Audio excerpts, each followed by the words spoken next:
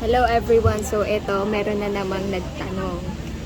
Ang tanong niya, bakit daw hindi pumapalakpak yung butike? Bakit nga ba hindi pumapalakpak yung butike? Tingin nyo, bakit?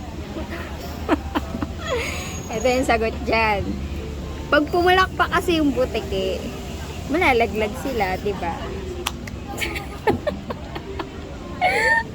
Thank you. So, ayan, pag may nakita kayong nalaglag na butike, pumalakpak yun, panigurado. Pag yung, nakita nyo nasa hala, pag nakausapin nyo na lang, okay lang yan. Okay, and then ito pa, meron pang next question. Ano daw yung nauna? Manok ba or itlog? Oh, ang dami nang nagtatanong yan, manok or itlog. Parang matagal na natanong yan eh. Pero, ito talaga yung sagot dyan. Sino ba ang unang ginawa ni Lord? Di ba si Adan? Anong meron kay Adan?